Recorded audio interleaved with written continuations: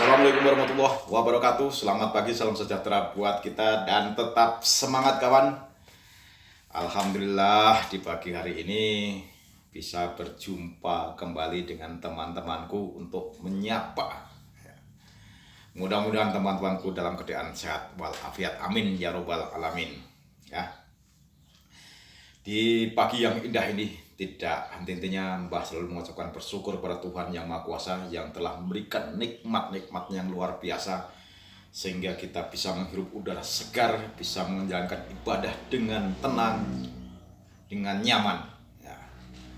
Nah, di saat ini Mbah seperti teman-teman lihat, Mbah memegang dupa, ya, sedang membakar dupa. Nah, ini yang Mbah mau bahas di saat ini, yaitu manfaat dan gunanya membakar dupa. Ya, membakar dupa itu jangan diartikan memanggil roh-roh halus, roh-roh apa, memanggil jin-jin, setan, peripayangan, bukan begitu. Jadi hakikat membakar dupa itu sungguh luas, ya. Jangan disempitkan atau jangan dibilang itu suatu perbuatan yang musyrik atau syirik segala macam, karena teman-teman tidak tahu apa tujuannya membakar dupa seperti Mbah lakukan ini. Nah, teman-temanku, memang dupa itu banyak macam, ya, banyak macam, banyak juga aroma-aromanya. Banyak juga aromanya. Seperti di video Mbah dulu, Mbah itu pernah ngajarkan untuk membakar itu daun salam, dan itu juga luar biasa manfaat dan gunanya. Namun saat ini Mbah membahas tentang dupa karena daun salam itu biasanya yang ada di pedesaan seperti tempat Mbah ini. Namun teman-temanku yang tinggal di perkotaan memang kadang-kadang susah mendapatkan, bahkan ya harus ke pasar, tapi waktu yang tidak ada. Nah, kalau dupa ini bisa dibeli di toko-toko atau di mall-mall, ya, banyak sekali. Nah, kalau teman-temanku pergi ke sana, singgahlah untuk membeli dupa. Nah, manfaat dan gunanya apa membakar dupa itu? Hakikatnya membakar dupa itu begini, teman. Jadi bukan seperti tadi untuk memanggil-manggil roh jahat, roh halus, bukan. Ini kalau niat, Mbah. Jadi membakar dupa memang benar, ya. Itu manfaatnya untuk memberikan kekuatan gaib pada kita. Kenapa bisa memberikan kekuatan gaib? Kalau teman-temanku pengen nyoba, silahkan dan buktikan. Jika dupa ini dibakar pada saat subuh sebelum kita berangkat bekerja, itu manfaatnya nanti kalau kita di saat bekerja baru terasa kekuatan gaib itu ada. Kenapa? Seseorang siapa saja, ya, kalau berangkat bekerja, kalau diawali dengan hati, ya, hati yang panas, hati yang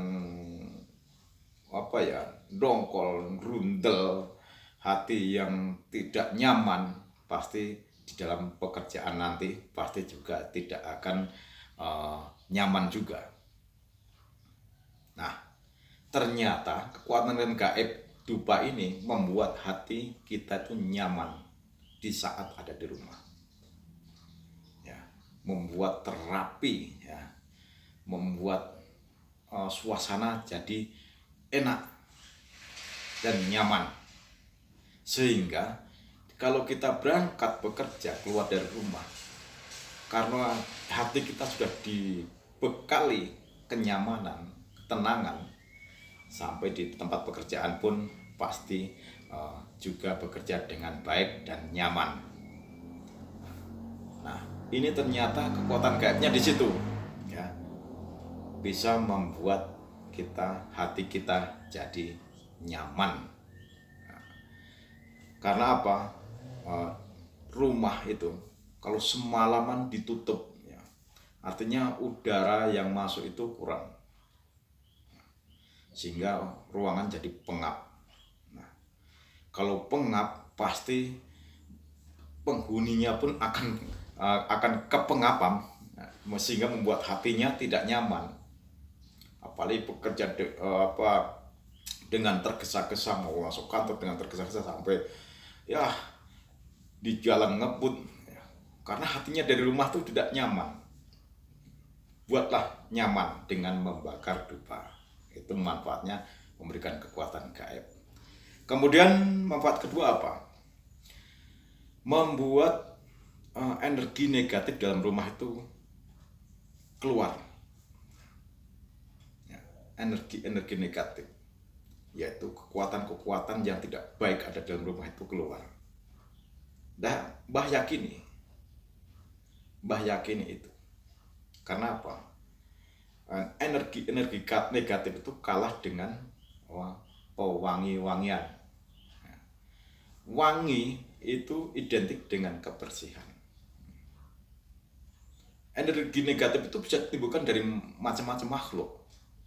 Bisa tikus, bisa nyamuk, bisa apa saja, binatang-binatang yang bisa masuk dalam rumah, membuat ruangan rumah itu jadi membuat energi negatif kepada ruangan itu tadi. Nah, dengan kita membakar dupa, ya, itu energi negatif yang dibawa makhluk lain selain kita itu akan keluar, karena tidak suka dengan wangi-wangian. Nah, kalau tidak percaya, buktikan saja temanku. Buktikan saja. Kemudian apa? Nah, manfaatnya ketiga itu menenangkan hati. Seperti tadi awal, di rumah jadi tenang, hati kita jadi nyaman. Kalau nggak percaya juga buktikan. Setelah maghrib malam, ya, tiba itu, bakarlah dupa. Anda tetap akan nyaman di rumah untuk melakukan ibadah, ngobrol dengan keluarga, dengan anak-anak. Karena wangi aroma tadi membuat semua orang yang di rumah itu hatinya jadi senang, ya, jadi senang. Jadi membuat hati itu jadi tenang, ya, menenangkan hati. Buktikan kalau tidak percaya. Kemudian apa? Manfaat berikutnya itu sungguh luar biasa, membuat badan kita jadi sehat. Ini bisa juga buktikan. Bedakan